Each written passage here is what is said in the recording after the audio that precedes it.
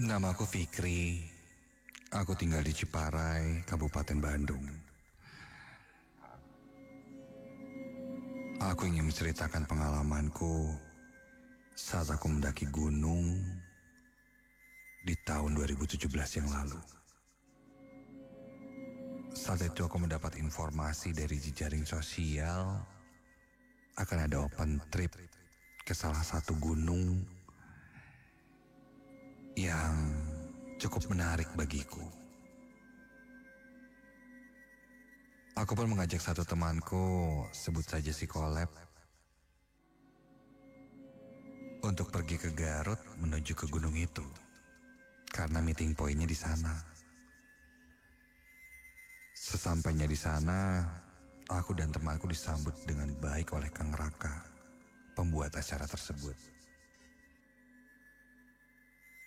Dan peserta yang ikut open trip itu cukup banyak. Ya, kurang lebih sebanyak 20 orang. Keesokan harinya pun aku berangkat. Aku berangkat dari Majalengka menggunakan travel pada malam hari. Sampai di sana sekitar jam 4 pagi. Aku beristirahat sejenak di base camp.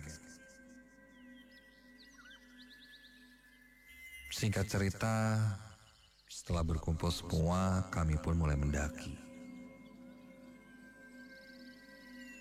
Open trip dimulai jam 8 pagi.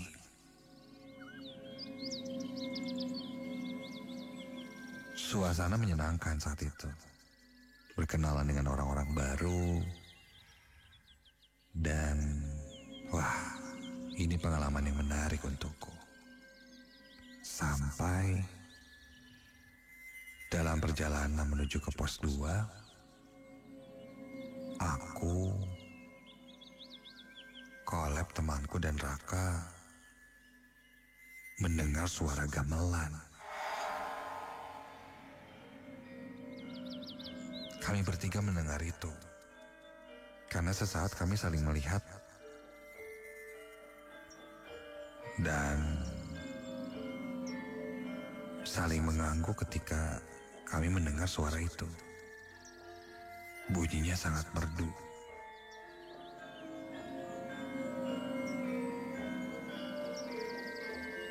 Anehnya, saat itu ketika melihat yang lain, sepertinya yang lain tidak mendengar. Hanya kami bertiga saja.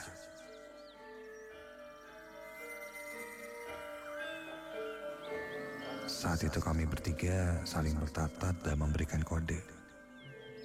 Dengar kan? Kami mengangguk. Lanjut Kang Raka bilang, "Dah, fokus aja. Pura-pura gak denger aja." Kami mengiyakan. Pertama kalinya dalam hidupku, aku mendengar suara gamelan di dalam hutan. Aneh. Kami lanjut berjalan hingga sampailah kami di pos 4 dan mulai menggelar tenda. Karena sangat lelah, aku pun istirahat. Kubilang pada Kolep, "Aku mau tidur duluan ah, ngantuk. Sebelum nanti ke puncak, biar agak istirahat ada tenaga." Begitu kataku. Waktu berlalu, singkat cerita hari pun semakin malam. Aku tertidur sampai Kolep temanku membangunkanku. Katanya kita bersiap untuk summit ke puncak jam 2 pagi. Oke, aku bergegas membawa segala persiapan sampai Ketika kami mulai berangkat summit, kurang lebih 30 menit kami berjalan beriringan, aku baru sadar bahwa temanku Kolep tidak ada di rombongan. Perasaan tadi bareng bangunin kok. Kemana dia ya? Aku agak panik mulai mencarinya. Hingga salah satu rombongan bilang jangan terlalu panik. Mungkin dia sudah duluan sama rombongan yang lain. Aku hanya mengangguk. Tapi entah kenapa ada perasaan yang berbeda saat itu. Karena cukup panik, aku mempercepat perjalananku ke puncak. Dan ketika sampai di puncak, aku lega. Karena benar, temanku sudah sampai duluan. Singkat cerita, aku pun berfoto, melihat pemandangan. Awan tebal membentuk layaknya gelombang air laut, itu sungguh indah. Mungkin bisa dibilang hal terindah yang pernah kulihat saat itu. Setelah selesai, kami pun memutuskan untuk turun. Ketika turun, di sana terlihat ada sebuah goa. Ada satu kejadian yang cukup membuatku kaget ketika temanku terpeleset dan hampir saja jatuh ke jurang.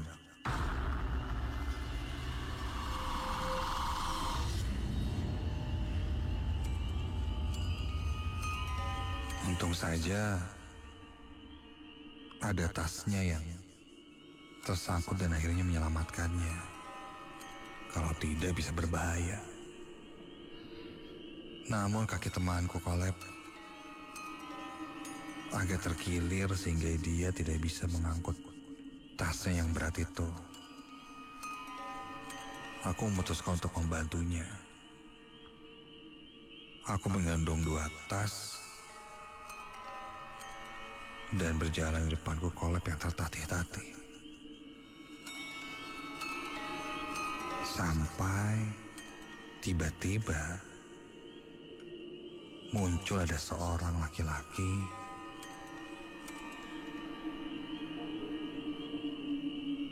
Dia terlihat tidak membawa apa-apa, tidak membawa tas, tidak membawa barang bawaan lainnya. Dan melihatku membawa 2 tas, dia tiba-tiba menyapaku dan menawariku bantuan membawakan salah satu tas. Sini mas, saya bantu. Begitu ucapnya. Aku pun memberikan salah satu tas. Berterima kasih padanya dan singkat cerita kami pun turun bersama-sama.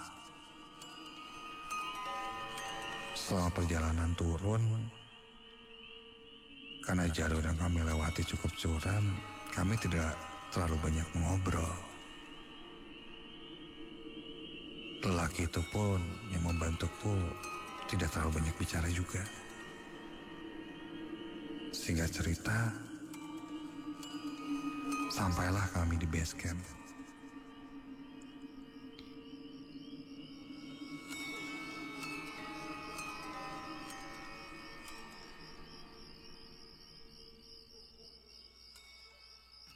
Sekedar ucapan berterima kasih, ku bilang pada lelaki itu, jangan dulu kemana-mana ya mas, kita makan dulu bareng-bareng. Dia pun mengangguk.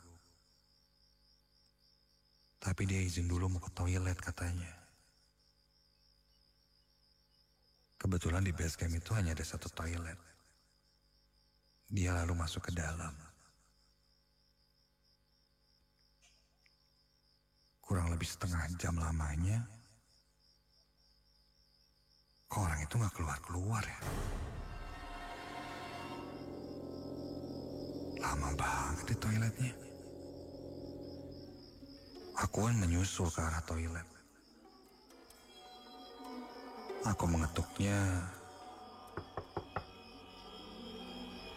Mas? Mas udah mas? Kalau belum saya tunggu di tempat makan aja ya mas. Mas? Tidak ada jawaban apa-apa. Aku mengetuk pintunya lagi dan tak sengaja pintunya terdorong. Ternyata tidak terkunci. Dan ketika pintu terbuka, astaga, di dalam toilet itu tidak ada siapa-siapa. Kosong. Bulu kuduku berdiri merinding seketika. Aku mundur perlahan menjauh dari toilet itu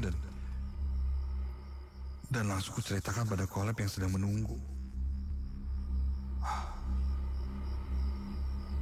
Melihat kejadian itu, kami hampir tidak percaya. Namun ini nyata. Dia membawakan tas, turun bersama kami, dan tiba-tiba saja menghilang. Aneh. Kolab berkata padaku hal positif saat itu.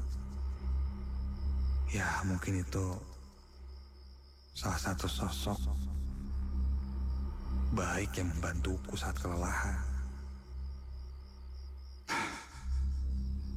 Sudahlah, tak mau ambil pusing, aku mengajak rombongan yang lain untuk cepat meninggalkan base camp.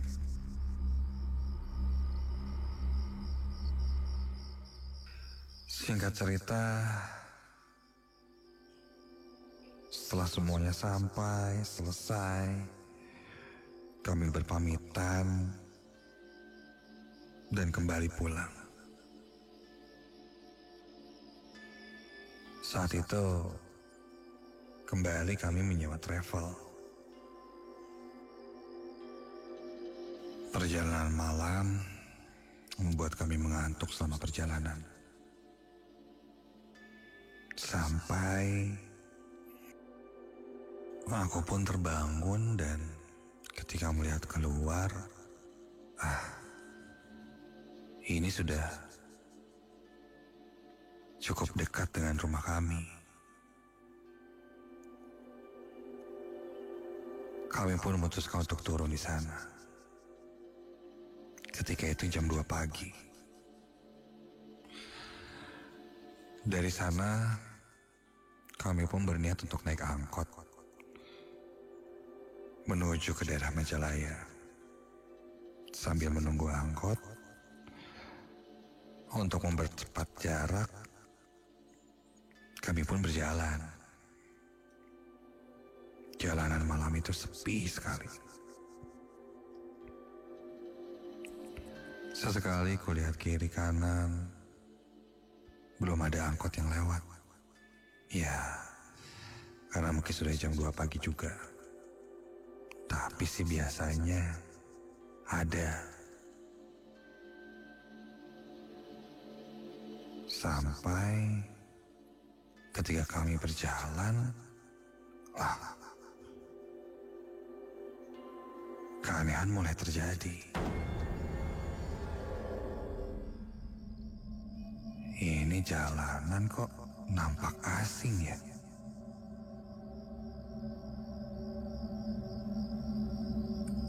Tiba-tiba kami berada di jalan yang kiri kanannya hutan bambu. Kulihat juga ada beberapa makam yang berjajar di pinggir jalan.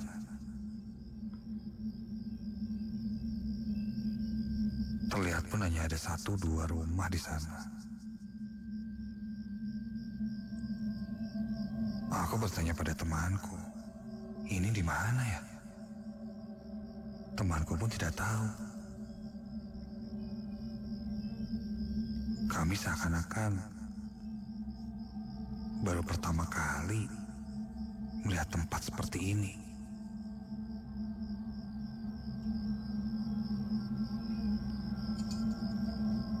Ini di mana?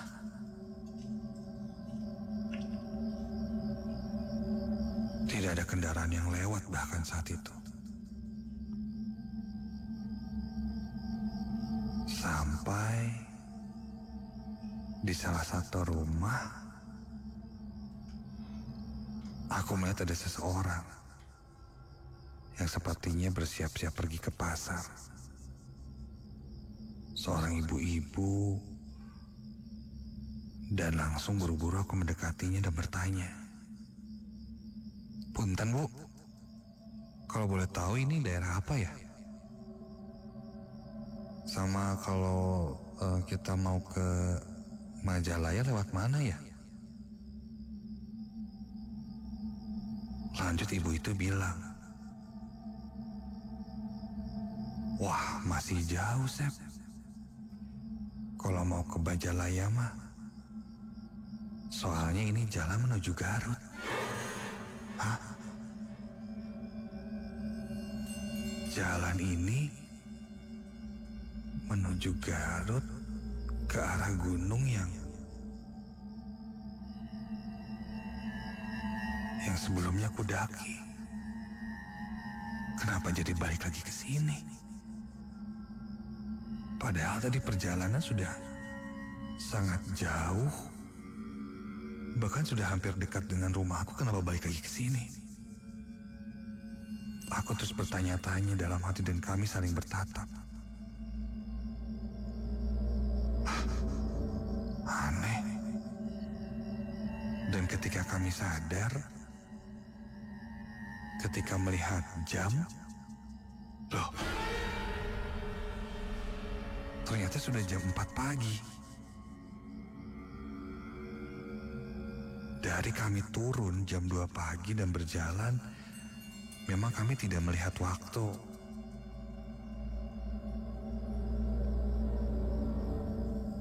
Kok ngaco kali ini jam. Aku sempat bertanya pada ibu itu jam berapa dan dia jawab jam 4 pagi. Padahal kami serasa baru berjalan beberapa menit saja. Tapi kenapa bisa melewati 2 jam?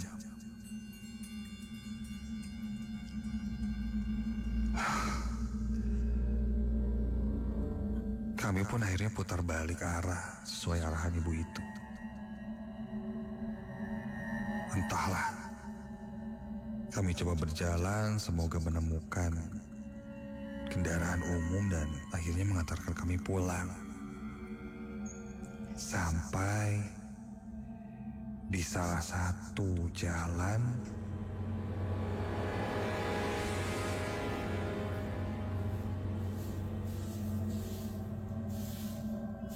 kami bertemu lagi dengan seseorang yang sedang menyapu. Dia berada di halaman depan rumahnya, tepat di pinggir jalan, sedang menyapu. Iya, dia sedang menyapu jalan seorang perempuan menggunakan celana jeans, memakai baju merah. Sapu lidi yang digesek-gesekkan di jalan menggema di jalanan yang kosong itu. Namun, setelah melihat lebih dekat lagi, agak aneh perawakannya. Perempuan itu menyapu, namun badannya terlihat sangat bungkuk.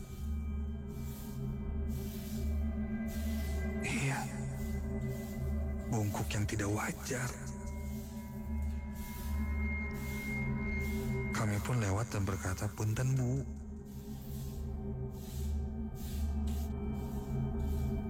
Tapi perempuan itu tidak menjawab apa-apa. Masih menyapu dalam keadaan bungkuk.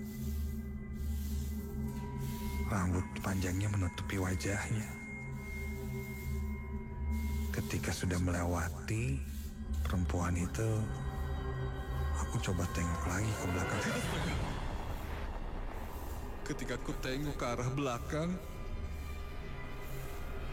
sosok perempuan bungkuk yang sedang menyapu itu tiba-tiba melihat ke arah kami, memperhatikan kami berjalan pergi, dan ketika kami lihat lebih seksama, wanita itu tidak mempunyai wajah, mukanya rata. Kontan kami langsung berlari pergi. Berlari sekuat tenaga, menjauh dari sosok itu.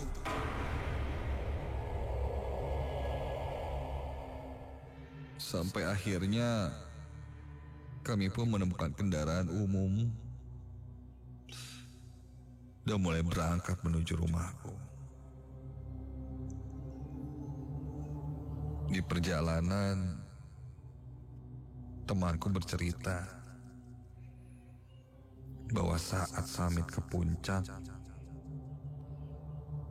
dia itu tersesat dan terpisah dari rombongan.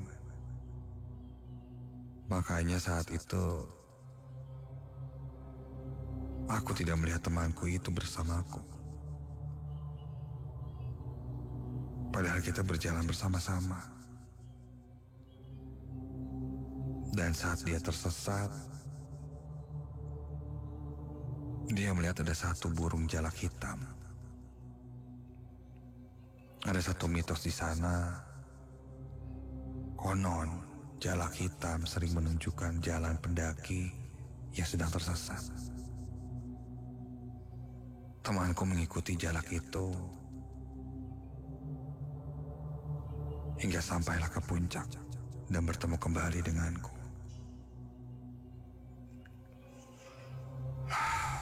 Kami pun sampai di rumah masing-masing, beristirahat, dan coba untuk melupakan kejadian semalam yang dialami. Dan ketika aku menghubungi kolab temanku itu, ternyata dia sakit, demam, dan tak lama kemudian aku pun mengalami hal yang sama. Sebuah hal yang mungkin sering terjadi setelah kita mengalami gangguan gaib atau bahkan masuk ke dimensi yang lain.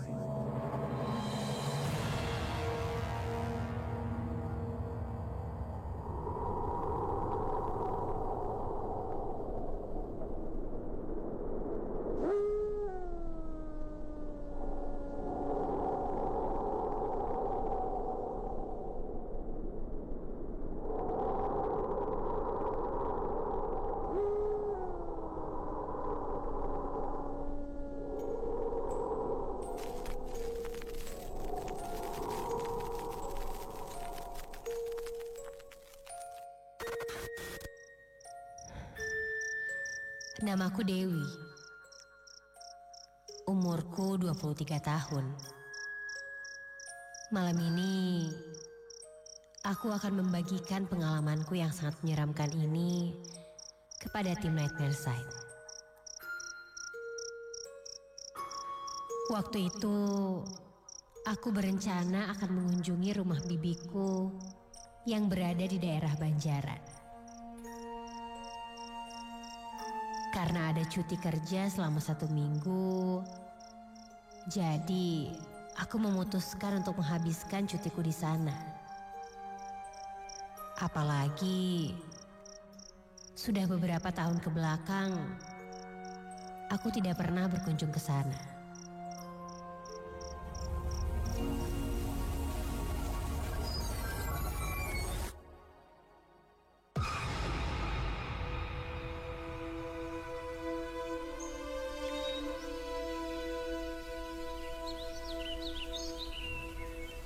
Setelah pamit kepada orang tuaku, aku langsung berangkat dari rumahku yang berada di daerah Cimbeleit.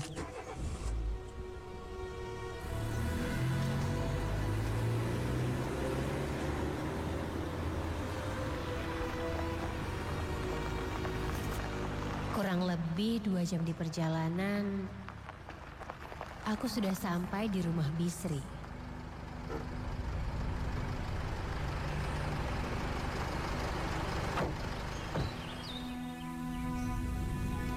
Aku langsung disambut hangat oleh bibiku.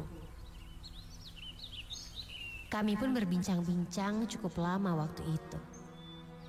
Mengobrol tentang pengalaman, bercerita, sesekali bercanda dan tertawa.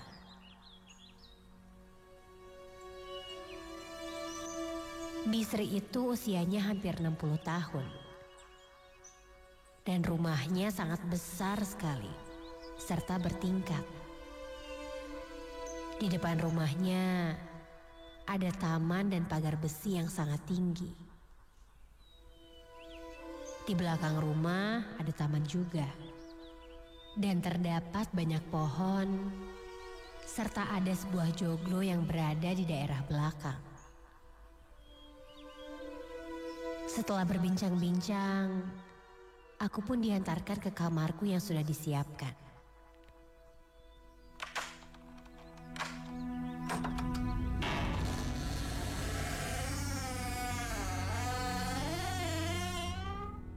Kamar yang luas, dengan kasur yang empuk dan membuatku langsung merebahkan badanku di atas kasur itu. Rumahnya sangat besar. Terasa hening dan sepi, ditambah lagi rumah sebesar ini hanya diisi oleh Bisri dan suaminya saja. Karena putra dan putrinya juga sudah menikah, mereka pun memiliki rumah sendiri-sendiri. Sempat aku ingin mencoba mengelilingi rumah ini dan berjalan-jalan mengitari sekitar rumah. Memang rumah ini dekorasinya agak klasik. Karena di setiap dinding rumahnya terdapat lukisan-lukisan. Lalu ada piano tua dan barang-barang antik lainnya. Walaupun kesannya agak sedikit seram dan menakutkan. Tapi mungkin hanya perasaanku saja. Hingga sore hari pun tiba.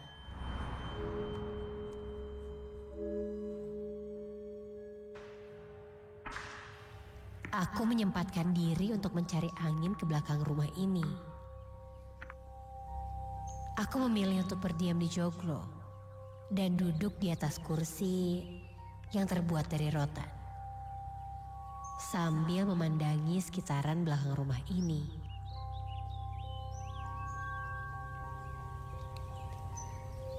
Udara yang sejuk ditambah dengan banyaknya pepohonan di daerah joglo itu membuatku merasa nyaman.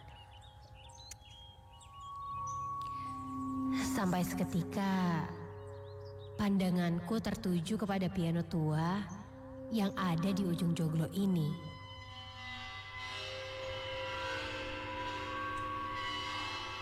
Sempat aku melamun memandangi piano tua itu. Pianonya masih nyala nggak ya? Rasa ingin tahuku pun muncul. Lalu aku berjalan menuju ke piano tua itu.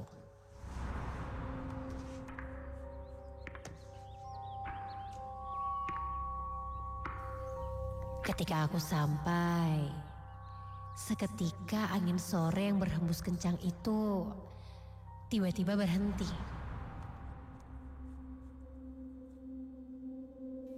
Dan hawanya sekarang berubah menjadi panas.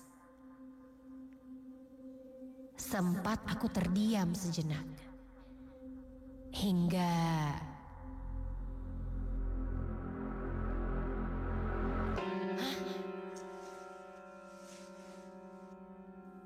aku dikagetkan dengan suara piano yang tiba-tiba saja berbunyi.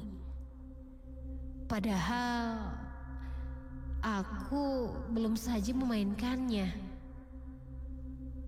Jujur, ada rasa takut saat itu. Aku pun perlahan mundur.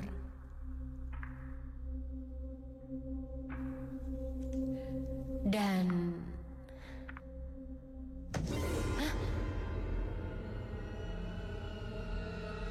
kini aku kaget karena ada yang menepuk pundakku dari belakang. Ketika aku balikkan badanku,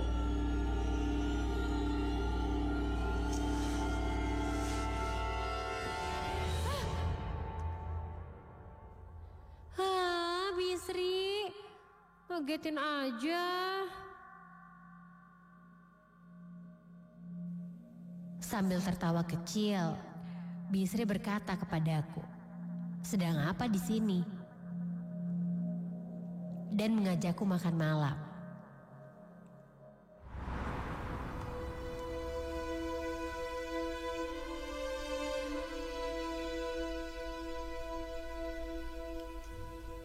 Aku pun langsung berjalan masuk ke rumah.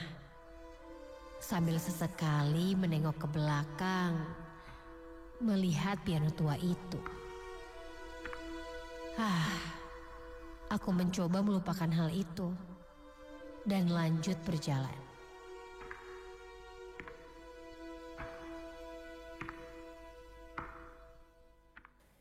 Singkat cerita, setelah selesai makan malam, aku berbincang-bincang lagi dengan bibiku. Hingga tak lama kemudian rasa kantukku pun mulai muncul.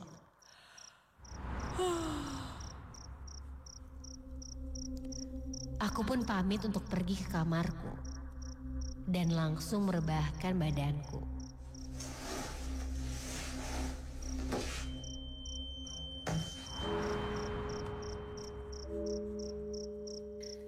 Aku lihat waktu menunjukkan pukul 8 malam. Tapi aneh, tidak biasanya jam segini aku sudah mengantuk. Mungkin gara-gara perjalanan tadi ke sini, jadi ngantuk deh, kataku. Di kamarku ini ada sebuah TV.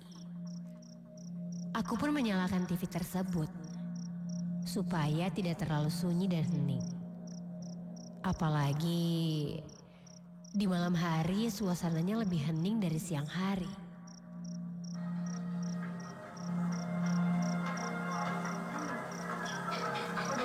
Dan aku pun berbaring di atas kasur hingga akhirnya aku tertidur lelap. Entah berapa lama aku tertidur hingga aku terbangun karena mendengar suara. Suara itu seperti suara piano.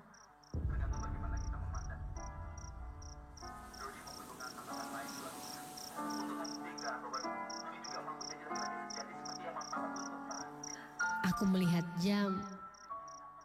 Ternyata sudah jam 12 malam. Siapa sih yang main piano malam-malam begini? Ganggu tidur aja deh.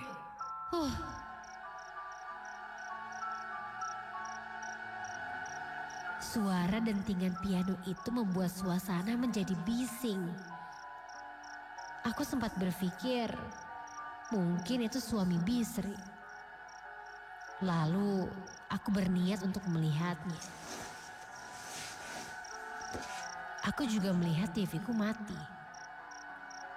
Seperti ada yang mematikannya. Ya, mungkin itu Bisri yang masuk ke kamarku dan mematikan TV-nya.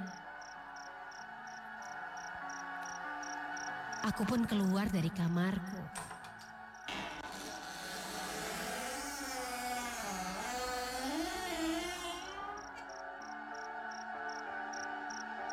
Ketika aku baru beberapa langkah keluar dari pintu kamar, Seketika suara dentingan piano itu pun berhenti. Loh, kok berhenti? Sempat aku bertanya-tanya. Lalu aku perlahan berjalan ke arah piano itu.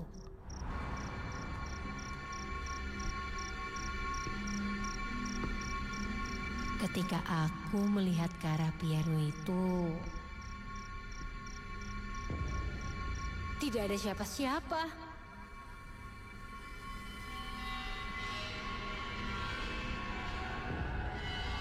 Perasaan tadi pianonya berbunyi deh. Aku pun berjalan kembali ke kamarku, berniat ingin melanjutkan tidurku. Tapi ketika aku mau masuk ke kamarku, sekarang aku mendengar sayup-sayup suara piano kembali.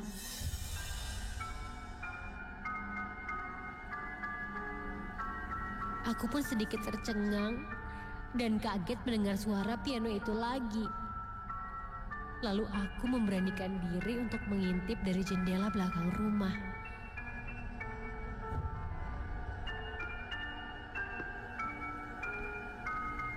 Ketika aku intip, aku melihat seorang wanita sedang duduk di kursi rotan yang ada di joglo. Kursi yang tadi aku duduki sore hari. Aku tidak bisa terlalu jelas melihatnya. Namun, dari perawakannya itu seperti Bisri. Aku pun keluar menghampirinya. Kulihat Bisri memakai dasar putih polos dan terdiam duduk di kursi itu. "Lagi ngapain, Bi?" teriakku sambil menghampirinya. Dan belum saja aku sampai menghampirinya,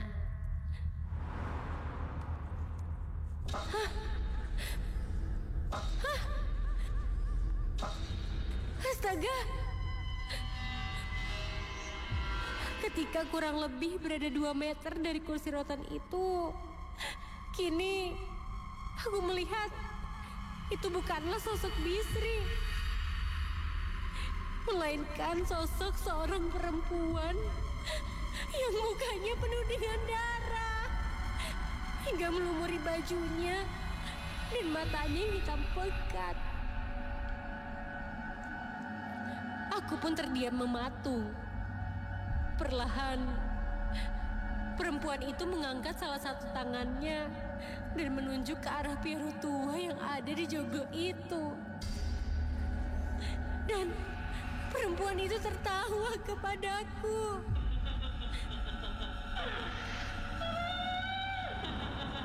Badanku tidak bisa digerakkan, seperti kaku. Keringat pun mulai membasahi tubuhku. Aku pun mencoba untuk memejamkan mataku sambil sesekali berdoa. Hingga kini ada sebuah tangan dari belakang yang amat besar mengerayam ke leherku. Tangan itu terasa sekali olehku, penuh bulu dan kukunya yang panjang, membuat leherku sakit hingga aku pun tercekik oleh tangan itu. Tolong, tolong. Dan aku tidak ingat apa-apa lagi waktu itu. Aku pun tersadar sudah berada di kamarku. Aku melihat sudah ada Bisri di sampingku. Dan aku juga melihat ada beberapa warga dan juga seorang ustadz. Katanya aku ditemukan kesurupan. Lalu aku pun menceritakan apa yang aku alami.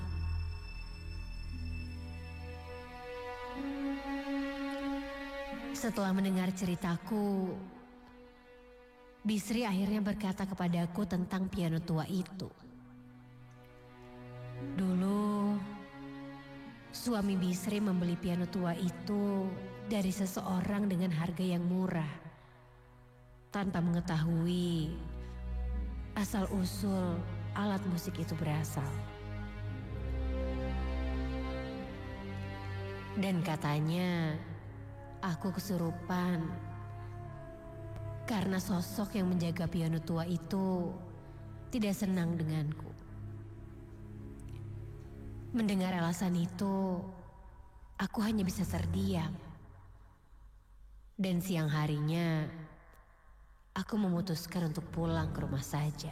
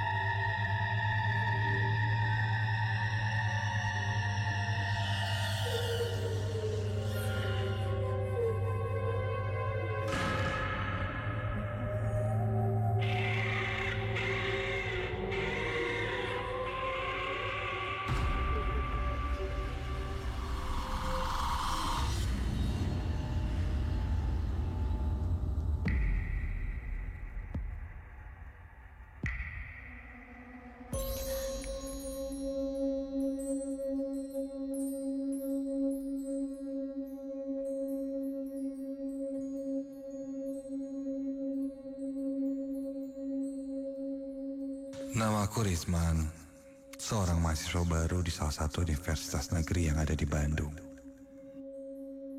Aku seorang mahasiswa rantau. Bisa dibilang, aku adalah salah satu dari sekian mahasiswa di Bandung yang berpindah-pindah tempat. Maksudnya, berpindah-pindah tempat kosan. Alasannya sih, agar tidak bosan saja. Dan selalu mencari kosan yang murah. Kadang ada satu kosan, namun lingkungannya tidak menyenangkan. Sudah beberapa kali aku pindah kosan. Hingga akhirnya dari kosan terakhirku, ketika aku sudah mulai tidak nyaman, aku pun pindah ke kosan baruku.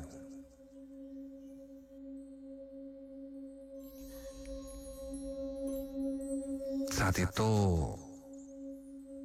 ketika akan masuk kamar kosan yang akan aku tempati itu ternyata masih terisi. Tunggu 1 hari, beres-beres, baru setelah itu aku yang isi. Ketika itu aku memutuskan untuk menginap di kosan temanku dulu deh. Yang sebagian besar adalah teman-teman kampusku. Ya mungkin 2 hari deh. Rencana aku menginap di kosan temanku itu. Setelah cukup lelah, aku membawa barang-barang pindahan.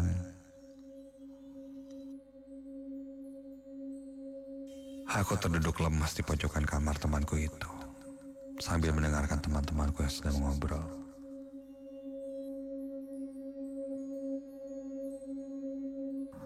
Saat itu, teman-temanku akan pergi karena ada undangan ke sebuah acara katanya. Mereka mengajakku juga, tapi aku putuskan untuk tidak ikut karena aku cukup kelelahan.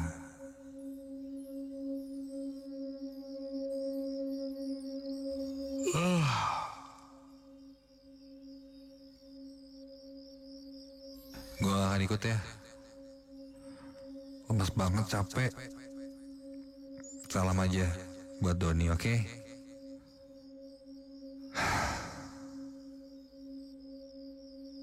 Tak lama dari itu teman-temanku pun pergi. Kali ini keadaan sekelilingku mulai sepi. Suara binatang malam mengitariku.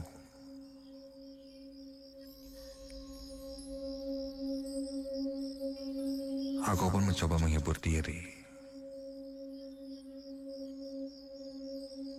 Aku melihat-lihat handphone sambil refleks aku bersiul, entah kenapa.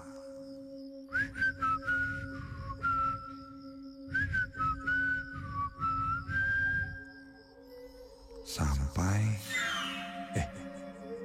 kok entah perasaanku atau aku baru saja mendengar ada yang ikut bersenandung. Dan itu suara perempuan. Aku coba kembali bersiul.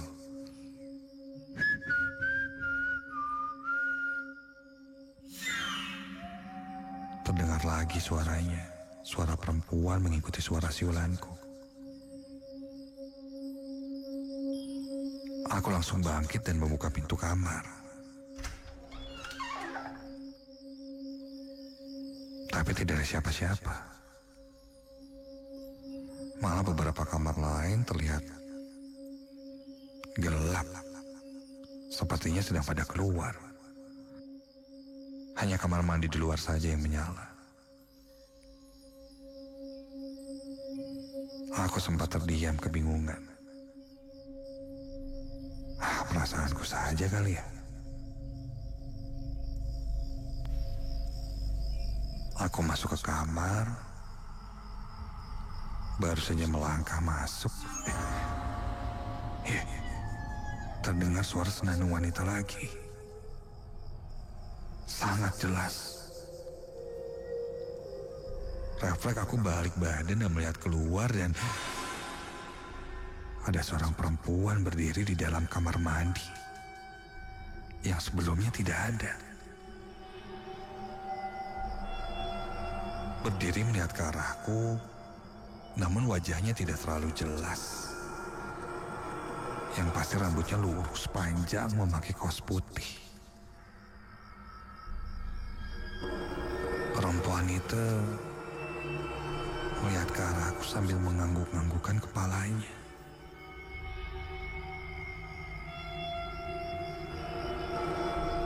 Dia lalu keluar dari kamar mandi. Aku terus memperhatikannya. Dia berjalan, menaiki anak tangga ke lantai 2. Setelah itu tidak terlihat lagi. Siapa ya? Sudahlah. Aku pun kembali masuk ke dalam kamar. Setelah beberapa kali aku mencoba untuk tidur, entah kenapa, aku masih kepikiran sosok perempuan yang aku lihat di toilet itu.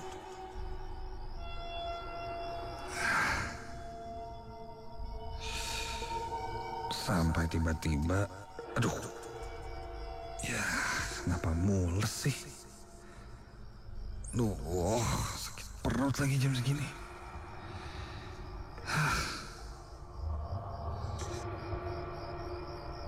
Di waktu yang tidak tepat menurutku, aku merasakan sakit perut dan harus ke kamar mandi. Aku pun beranjak keluar kamar menuju kamar mandi. Tidak ada perasaan aneh saat itu.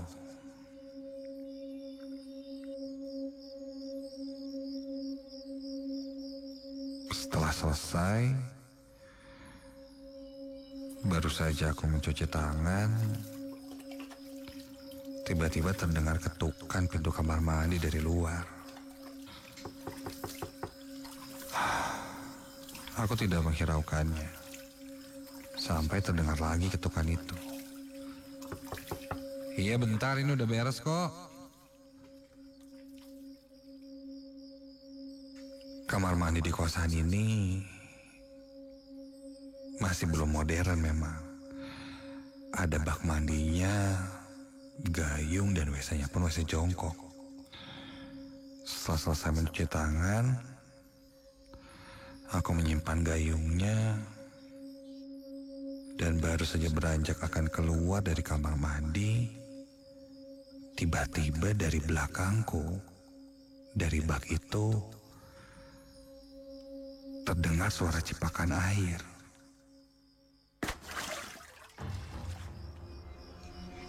Refleks aku menoleh. Air di dalam bak mandi itu terlihat bergoyang-goyang. Padahal gayungnya tidak berada di dalam bak mandi. Mungkin masih efek dari aku pakai air tadi kali ya. Meskipun ku sadari gerakan air di dalam bak mandi itu tidak wajar. Sampai terlihat dengan jelas kali ini air di dalam bak mandi itu mulai bergerak-gerak tidak wajar. Sampai keluar dari bak. Iya, bergerak bergelombang, menciprat sana sini, Dan tiba-tiba saja muncul sebuah kepala dengan rambut panjang dari dalam bak kamar mandi itu. Wajah seorang perempuan dengan mulut yang menganga dan wajahnya pucat. Sekilas kulihat di sekitar wajahnya terdapat urat-urat berwarna biru yang terlihat di seluruh wajahnya. Refleks aku langsung membuka pintu dan berlari keluar dari kamar mandi. Kakiku mendadak lemah saat itu, sehingga ketika berlari pun, aku sangat tidak punya tenaga dan terjatuh. Dan ketika itu ku tengok lagi ke belakang. Sosok perempuan itu berdiri di dalam bak mandi. Setengah badannya keluar dari bak mandi. Wajahnya menengadah, menganga, mulutnya panjang. Iya, dagunya sangat panjang, tidak normal. Melihat ke arahku dan menunjuk kepadaku. Aku langsung merangkak membawa badanku untuk masuk ke dalam kamar. Begitu sampai kamar, aku langsung menutup pintu dan langsung menelpon teman-temanku. Meminta mereka segera pulang.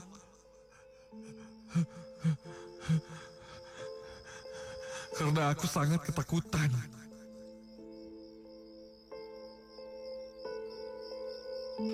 Singkat cerita, tak lama dari itu mereka pun berdatangan. Aku hanya duduk terdiam di pojokan sambil melihat-lihat was-was. Teman-teman yang melihat ke arahku bertanya padaku kenapa. Aku pun ceritakan melihat sosok perempuan di kamar mandi. Katanya memang ada sosok perempuan itu. Ya memang sudah jadi mitos di kosan ini. Tapi sebenarnya tidak pernah muncul dan mengganggu. Kecuali ada yang bersiul di malam hari. Dan ketika temanku bertanya apa aku bersiul malam itu, aku menjawab iya. Ternyata itu pantangan yang ada di kosan itu. Dilarang bersiul di malam hari. Jika dilakukan, itu berarti sama dengan kita memanggil sosok perempuan itu.